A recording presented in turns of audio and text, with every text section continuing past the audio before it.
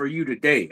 I got my good buddy Micah Tuso. He is a reality TV star, and he's going to be coming on, and we're going to be talking about how he overcame a divorce and then went on to fulfill his dream of treasure hunting and found some buried treasure. He is a famous reality TV star and treasure hunter from Florida. He is known for his discoveries of lost civilizations, the early 1800 cemeteries, and significant historical artifacts. One of his most notable finds was on the legendary pirate Gasparilla's treasure in Arcadia, Florida, valued at an estimated $1 billion. He also discovered a Calusa tribe bone tool on Usepa Island and over 500 prehistoric artifacts at the Anclote River Park. His adventures and discoveries have been featured on the reality TV show Beyond Oak Island. So, folks, I am excited about this interview. I have already sent him the invite request. I am waiting on him to join. I expect that this is going to be a terrific interview. Normally, a lot of the content on this channel is about how to improve your life, your relationship, and your finances. This is just a slight bit off topic, but I'm going to try and bring it back around. As I understand it, he uh, he was struggling to fulfill his dreams while he was trapped in a marriage. Oh, and here he is right here. So, bam. All right, buddy. How you doing? Good, man. How's it going? All right, all right. Good to see you, man. I'm glad we're finally able to hook up with each other. Yeah, man. It's been busy, man. Between my wife's birthday and Valentine's Day, now we got President's Day, all these holidays. Right, right, man. They keep us busy, don't they? I was just giving a little intro there, and you timed your I guess you timed your entry just right because I had just finished your intro, and bam, you pop up. Um, excuse me, there. I'm feeling a little under the weather, but this was important, and I feel privileged to have the opportunity to host you. So thank you again for your time, Mike. And why don't you just begin just by introducing yourself and telling the people a little bit about you. Well, man, where do I start? Um, my my mother was from Italy. My father was born in Sicily, and they moved here. I'm going to say probably in the 50s. And Okay. obviously, I was born in New York. And Oh, we what ended up part? Long Island, West Babylon, New York. Oh, okay, that's the Jets. I thought you might be a Bills fan. No, Giants. Giants. Okay, okay, okay. So go ahead. Sorry to interrupt. So basically, my father retired. My mother had me when she was 50. My father was 51. Okay. He had me at the late age. So when he retired at age 62. We moved down here to Florida, and this was in 1980. Okay. So ever since I've been living here, my mother ended up. I had actually an older brother who passed away 2 years after we moved to Florida. And then a year later, I lost my mother, and that was Sorry pretty to hear hard, that. man. I was 12 years old at the time, and I was more closer to my mother than I was my father. So losing her was pretty hard on me. Anyhow, so me and my father, we made it work. We got to know each other, and but I had a lot of hate for the world, man. When you start losing, you lose your brother, that's one thing, but you lose your mother too. And at that age, it was pretty tough to the point where I was pissed, man. Right. I had a lot of anger. I hated the world. I hated God. I hated everything. I've been there. I had every. I could have gone towards drugs. I could have gone towards becoming alcoholic, even suicidal. When you lose somebody at that age, you don't know any better. You feel like the whole world's been taken from you. And what I managed to do was I channeled that anger, and I channeled that anger as my fuel to my success. You know, Okay. anytime, I'm looking to succeed in something, I think back, man, you know, and that's honestly that's what's gotten me to where I'm at today. It's that fuel, man. It's that fire that's burning inside still. Well, that's a life skill that you develop over time is learning the ability to take anger, to take negative emotions and and use that as fuel to propel you to do something good. I've did that myself. I've got experience with that, but I was much older in life when that happened. How was you able to do that uh, in adolescence? Man, honestly, what I had a book, and at that early age, I had to set my mind to something. I wanted to succeed, Mhm. but at that age, I like to be in TV. I always wanted to be. I think everybody wants to be on TV. But, that was one of my biggest dreams. I liked the fighting world. When I was a younger age, I took judo, karate. I was all over the place with martial arts, and the the book that I picked up was Tony Robbins, Okay. and it was The Will to Power, or Power Unlimited. I can't remember the name of it, but man, that was such a powerful book. And when I read it, I started understanding a lot of things about life and how to succeed and what to look for and what not to look for and the choices you make. And I believe in all of that. We have options in life, and you could either be the right or the left, and whichever way you go is the direction it's going to take you, but it's going to change your world, you Yeah. know. So I just started making good choices. I looked for Oh, good for you. opportunities. I started, looking for different things. I kept myself thinking. I'm very creative, and I think of ideas all the time. Whether it's a business or whatever it is, I can pretty much get into anything I want to get into and do it. Right. So, but I mean that was one of the stuff that inspired me was Tony Robbins. I think a lot of people, if they ever read any of his books, he's very motivational. I think that's what motivated me throughout the rest of my life to keep going. Okay. Okay. So how did you get into uh, treasure hunting? Well, so what during this whole time period, I went into different businesses. I was into technology. I went into the repossession business. Prior before that, I met my first wife, Oh, so you was and like repoing cars? yes, and Okay, I bet you got some stories there. oh, man, I got plenty of stories. Plenty of stories. I did it for quite a long time, man. So that's when I actually was married to my first wife. And don't get me wrong, the repo business is a good business to be into, especially with the money that was involved that I was making. It was mostly the money. But I come to find out I'm a giver, not a taker. And when you Right. start destroying people's lives by taking their only means of transportation, they can't get to work now, they can't make a living. So on me, it was kind of tough. There's some people that they can do it, man. I'm just not that type of person, man. And Yeah, so it's hard to anyhow, do that. so I really wanted to get out of the business. The business was really not for me. And anyhow, me and my wife during that stage, I think it put a lot of stress on our marriage. Because obviously constantly work and doing this, doing that. But we ended up getting a divorce. Ended up meeting somebody else. But you know what I do believe, Mark, that we all have a destiny. We're all placed here in this world for a reason. Okay. Mhm. And sometimes it's hard to find what that reason is. So I try to tap into everything. What is it that I'm good at? You know? Right.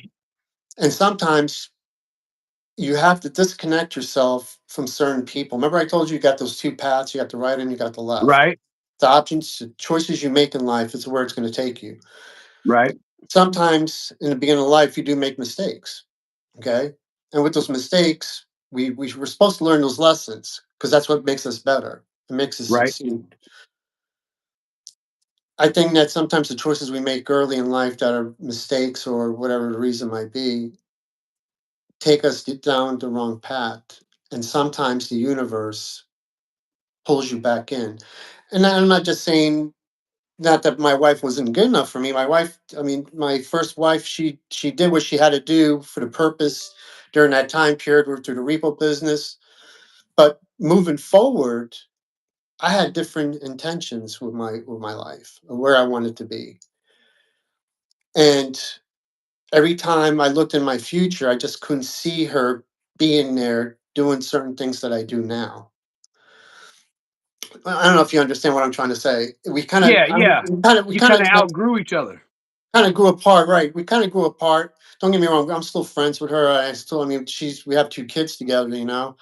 But my second wife, she, after you make your mistakes for the first wife, I'm like, okay, now I know what to look for. I had a list of stuff, I'm looking for. I want her to have this kind of personality. I want her to be like this, like this, like this. I had a list. I knew what I was looking for. And Right. once you find that list and you get her, you check the checklist, like, hey, this is the person. So going forward I with can my relate to new right, that. and going forward with my girlfriend at the time, now wife, um, I just got out of the repo business, and I asked her. I said, what's something you that we can do together that we can have fun doing? Whether it's a business, whatever, no matter what it is. She said she likes treasure hunting. I said, you're the person for me.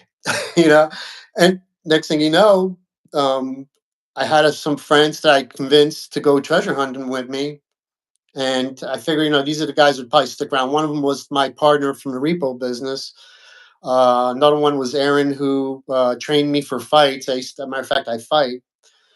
And my wife came along, and a few friends. And next thing you know, we started treasure hunting. And you know what it was basically when you get towards our age in life, man. I'm tired of going to the bars drinking all the time. I don't even drink. Don't get me wrong. I Right. get high from time to time, but you get tired of going out drinking, you Uh know? huh. And with your friends, as you get older, guess what? They work all the time. They got their own lives. And I understand that. You know what I mean? Everybody does their own thing. But I wanted to keep one day close friends of mine to do something fun. And that's why we did it. We did it for fun. Do we ever believe we could find a treasure? I do. They might not, they go out to have a good time. And, Right. we don't call it treasure hunt. We call them an adventure because every time we go out, it's an adventure. Right. And the craziest things have led from it. We got a little bit serious with it. We started chasing the pirate Gasparilla, and we made some waves. We found Mark Tree.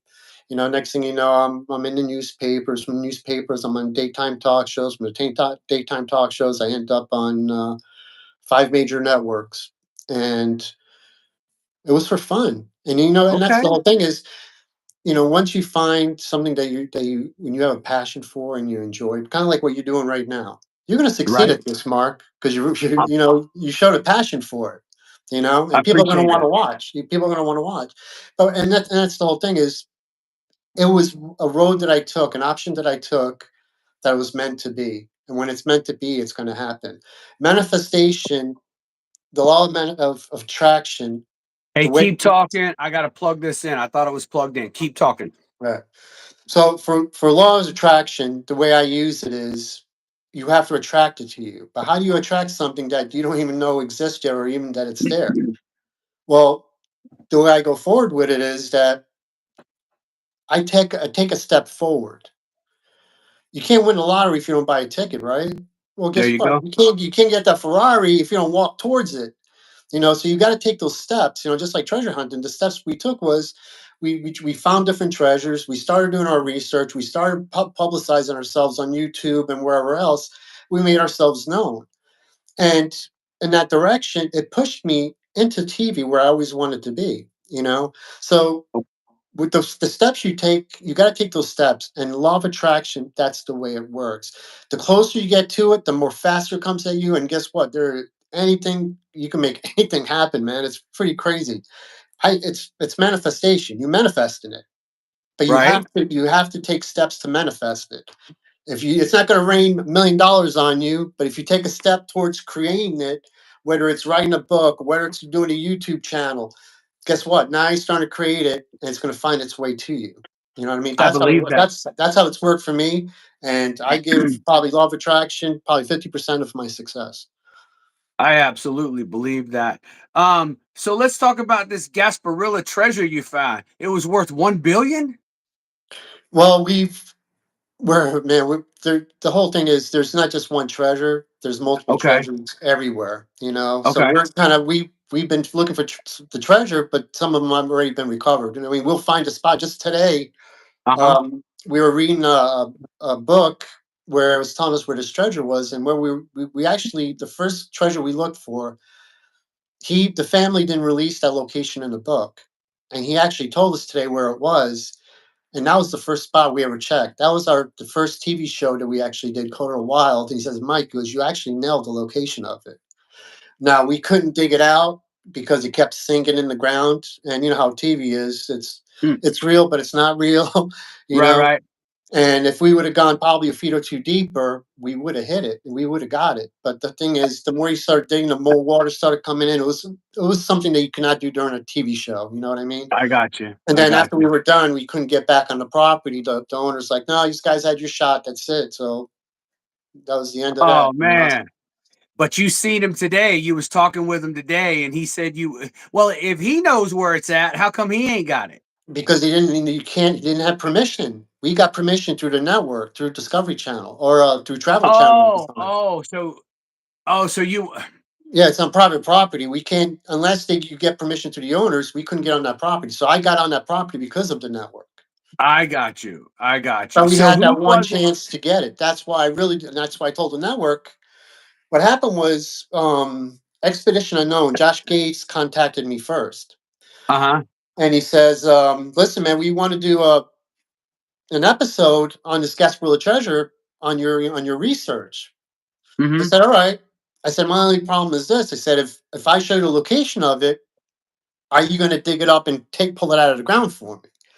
He goes, "Well," he goes, "we can't really do that." I said, "Well, then," I said, why do I need you? Why do I need to go on your show?" I said, "I don't have no reason to be on your show." So I actually turned him down the first time. So Coda Wild had contacted me from Travel Channel. They're like, "Well, we want to do an episode on you." I said, did the same thing. I said, "Are you gonna, if we find this, show the location, prove it beyond reasonable doubt, you're gonna pull it out of the ground?" "Oh yeah, yeah, yeah." They feed me all kinds of bullshit. I didn't know any better. So we did the show, and that was the only one shot that I had at that treasure. And Ah. so at the end of the day, we couldn't recover it. But I proved with a GPR that it was there.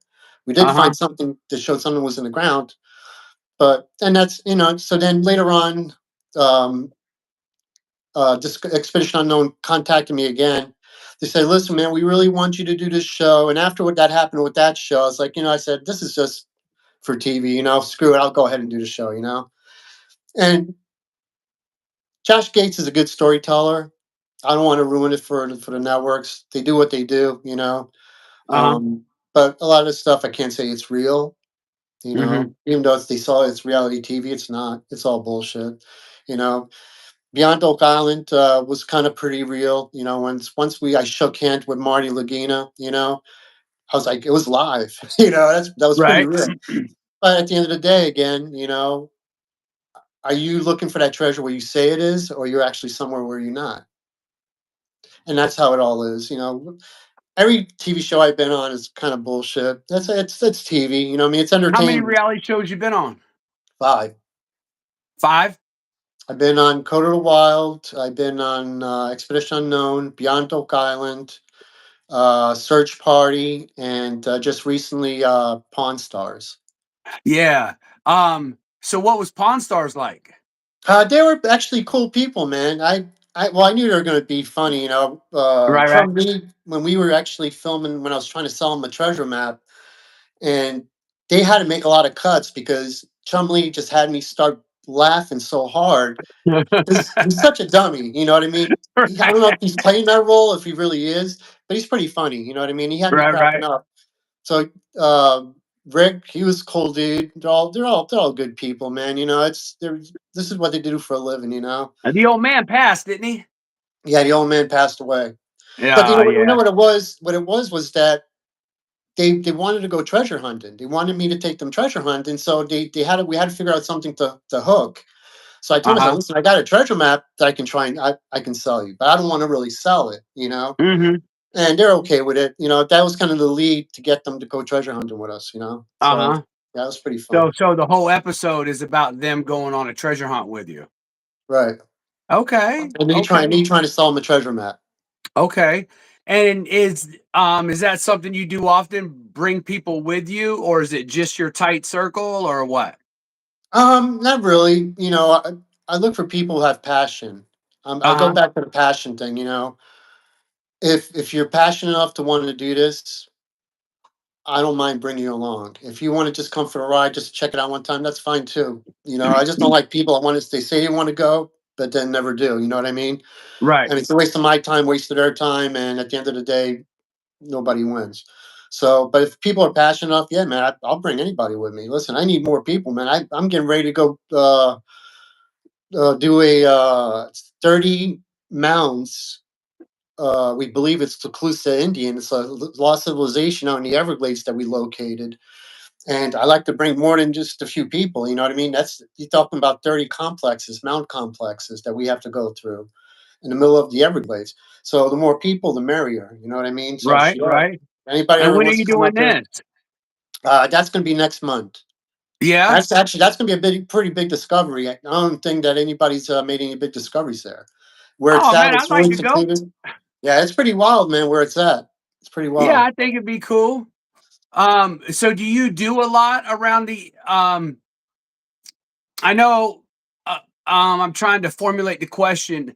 I know a lot of Florida history. I know there's lots of pirates. There's lots of Indians. There's lots of Indian mounds. There's lots of um, uh, uh, spooky cemeteries, stuff like that. There, a whole lot of that's in Florida. Um, do you investigate a lot of the historical sites, or like where do you find your sites at? Well, what the way you got to remember, I come from a repossession background. I used to find Okay. people. When I find the people, I find the car. Uh-huh. So we basically start with a story. We'll find a legend. Once I find a legend, if the legend tells me, you know, for example, it gives me a couple of names, tells me a location. We start researching, finding those people, and see what their ties are to the treasure. We try to find them through interviews. Then we do the historical of the property, the location of it, see who owns it, what it looked like back in the early 1900s, what it looks like current, why it would be there, who put it there, why they put it there, what would be there. You know what I mean? So it's So kind of like a national treasure feel. You seen the movie? right, and that's what it is. It's you basically you start getting all these clues, and it's like a puzzle. Uh-huh. And what it does is you have to. It all comes down to a timeline. If it fits into the timeline, then it's part of the the tale. But a lot of Mhm. times, you know, when you have these legends, some of them are bullshit, and then you got to decipher the real stuff from the fake stuff. You know, and that's when that's where you have to do firsthand contacts with people to get that info. Because sometimes, especially stuff that's pirate stuff or Confederate stuff that's back in the 1800s, you can't find that information. You know, maybe Congress, the Library of Congress might have some articles. But information. It's our history's little by little getting lost, getting left behind. Yeah. Because it wasn't well documented or so forth. So we have a hard time trying to locate information. Usually So colleges and universities is the libraries there. We check that out. That's where we get a lot of our info. so what's the biggest treasure you ever found? Uh, I'm gonna say probably Beyond Oak Island. That Okay. episode. Okay. Uh, Um, I haven't seen that, so tell me about it. we were actually looking for a treasure that was Pirate Ori's treasure, and there was supposed to be 11 treasures around a Spanish well. So we end up locating the Spanish well, and I end up locating the treasures around the well. We just couldn't get to them due to the county, the state, and the depth of it. But next to it, I had found another location, and when I metal detected it, it showed that it was metal in the ground. So when we started, next thing you know, we started digging. We started finding shard and all types of Indian or tribal artifacts.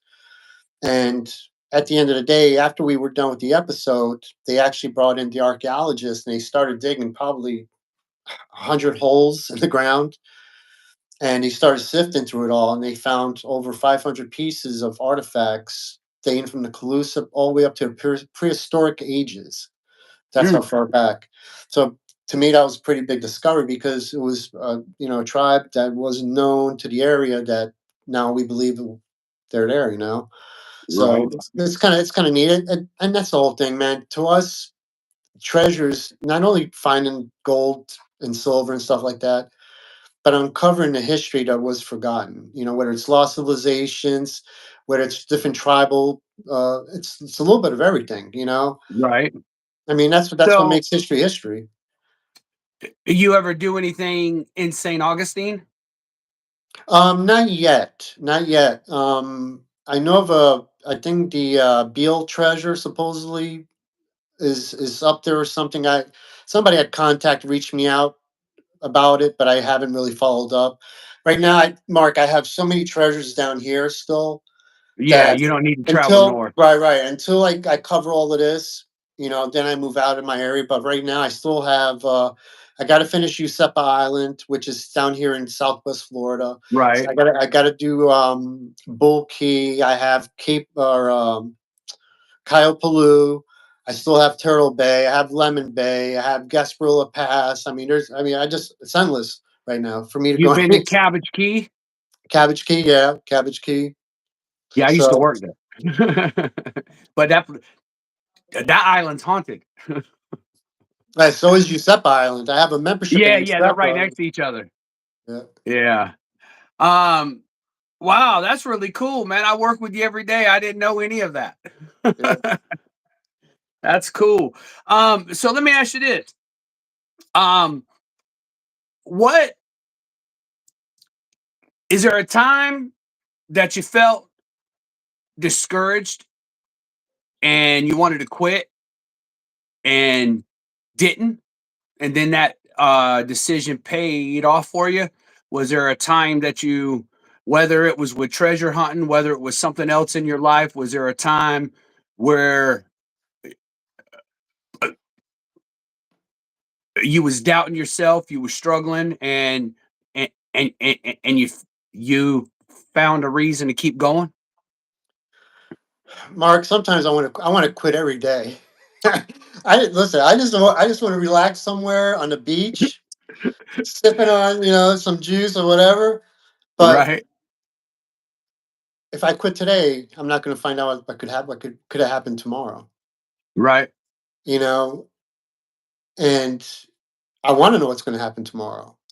right, So I there's time. Don't get me wrong. Even with this, I've been trying now. Currently, been trying to get my own TV show, and I consider myself being one of the best. Do I believe that Marty's any better than I am? No, but I was questioning him on some of the stuff that was happening during my treasure hunt. Do I hmm think Josh Gates is the best? He's questionable too. I mean, you got to remember, I know a lot of stuff behind the scenes. I know who I am. I hmm know that I used to own a repo company. I know I can find people, less alone right, treasure. And but there's times where when you don't get picked up. right. It is. It's just So I've watched that's some of your YouTube videos and they seem real professionally produced, like a TV show. that's And that's Mike Jorger, by the way. He's my producer, man. He's awesome. Yeah, yeah, yeah, man, it seems like when I watch it, I feel like I am watching a reality TV show, except they end so short. You know what I well, mean? well. The whole thing is we we want to make you feel like you're there with us. Right. You know, And you do. and that was my whole concept of reality TV show.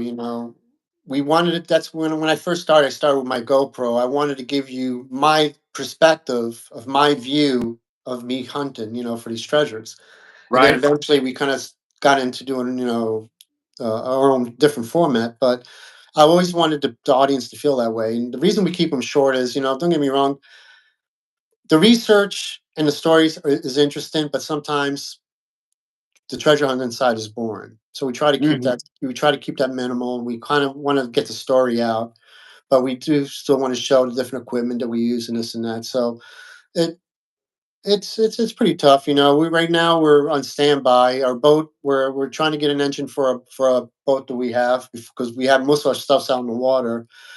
And so we're kind of on standby right now.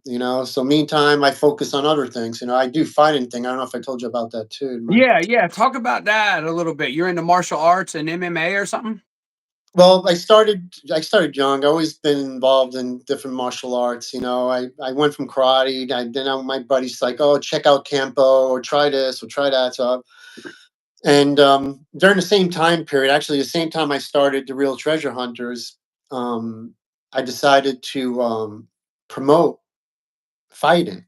At the Hmm. time, at the time, it wasn't even legal in Florida, so I kind of kept my eyes open. As soon as they made it legal, I promoted the first amateur mixed martial art event here in Florida. I was the first one to jump on it, and Wow. Okay. I put on a great show.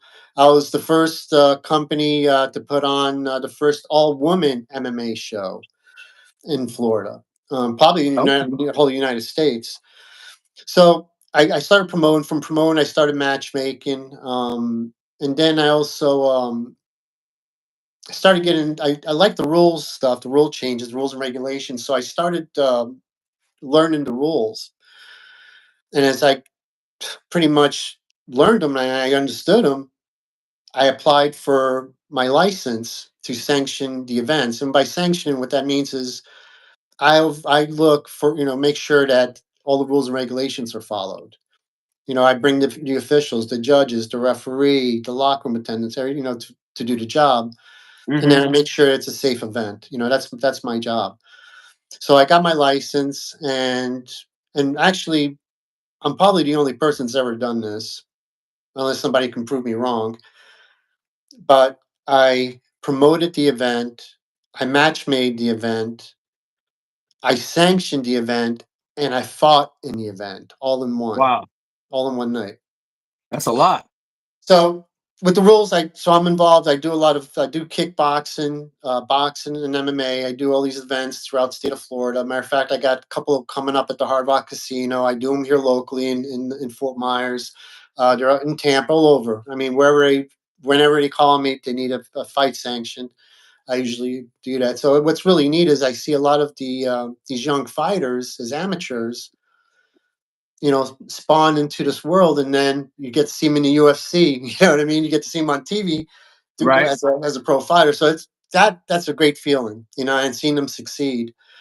So and the thing is, I'm involved in a lot of rule changes. So when I started doing all of this, a lot of people at the time are like, "Well, who the hell is this guy?"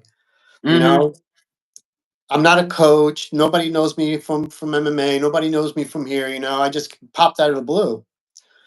And so I had to walk the walk and talk the talk. So I changed some rules, and I wanted to make sure that the rule changes that I was making was appropriate for the sport. So I decided to fight. So at the age of 45, I trained and got ready, and I fought. Wow, But you're inspiration, dude. I didn't want anybody to come back to me and say, "Hey, you've never fought before. How can you be sanctioned to fight when you don't even?" So I've done it all, man. There ain't none that I haven't done. You know what I mean? And now I'm well respected in the sport here in Florida. You know what I mean? Because of it, and I continue to do it. Now I'm getting into the bare knuckle stuff, bare knuckle fighting stuff, which I helped promote it into Florida at the time. So that's another thing that I've done under my belt. But again, remember those roads? This road, I did not want to take a right. I wanted to take both roads.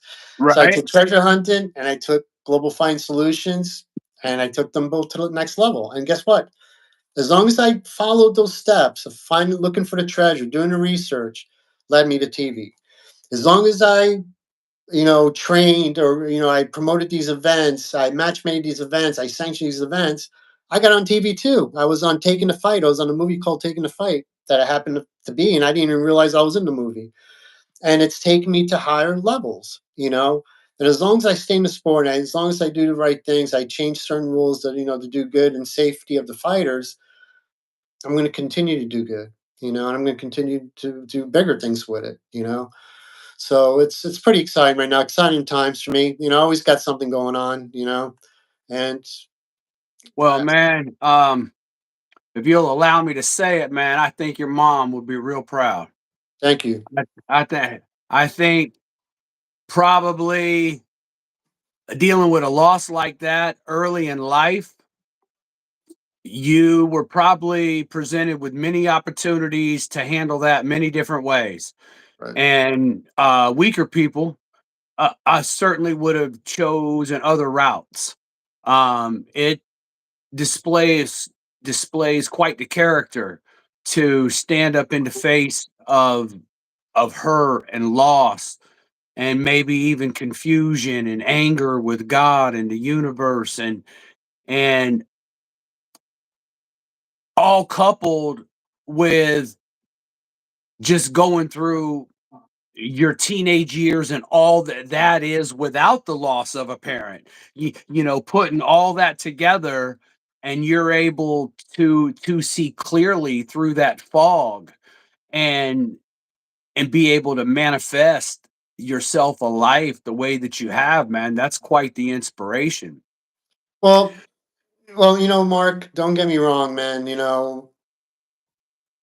It was it was pretty tough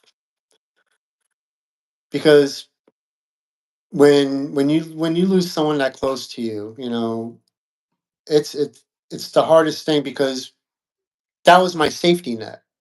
Right. But I was put here for a reason, and that was a lesson to me that God gave me. Said, you know what?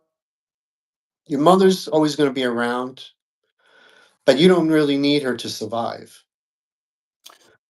So let me ask you this question, and I don't want you to take it the wrong way. I'm just curious.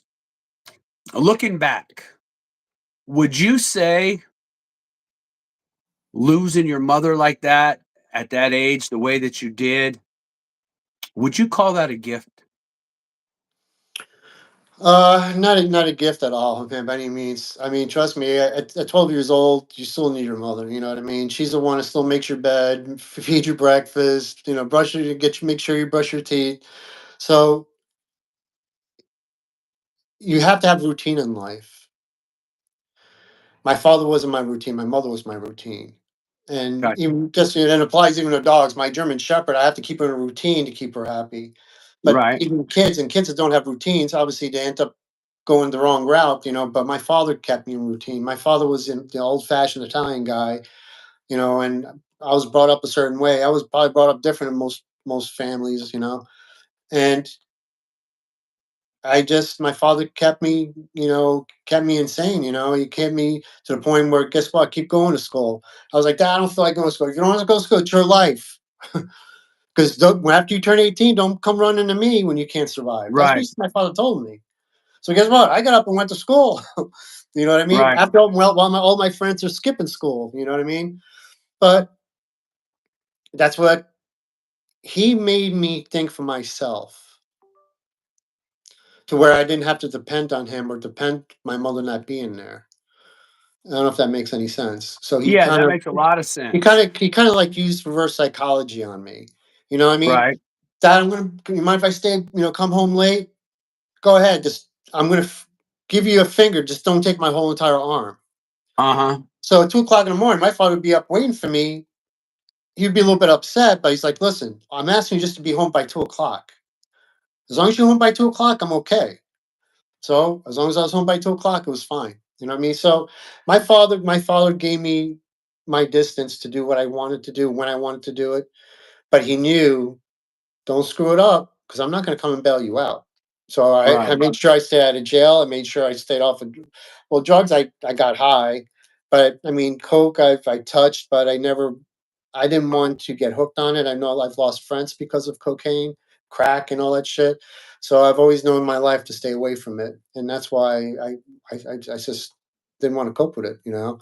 So I stayed The away from reason that. why I asked the question that way is I've heard stories where some people and I've got a few stories of my own, but I've heard stories where people have had a real tragedy that they dealt with early in life, and what they gained out of that tragedy through life's experience, through knowledge, through it changing the course of their life, or it impacting them the way they did.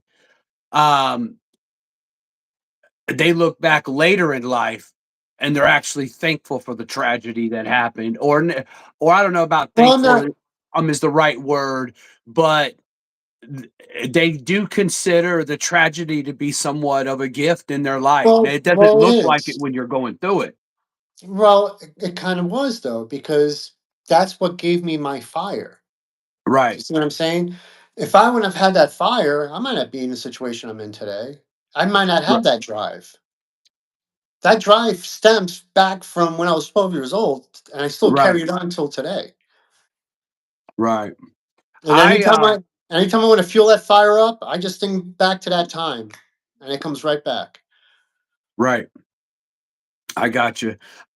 I do a lot of what I do because I had to deal with a very disappointing no. And and to me it was quite tragic. I've written 9 books, and one of them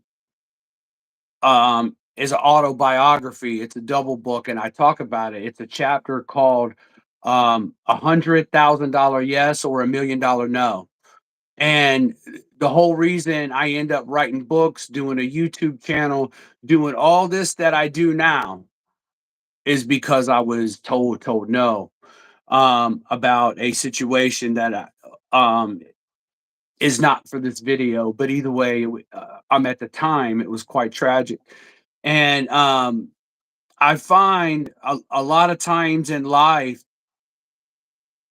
things will happen to us, and we live each day, each moment, and it's a small puzzle piece, and we don't see the whole picture. And our life is like a mosaic. It's just pieces, pieces, pieces, pieces, pieces.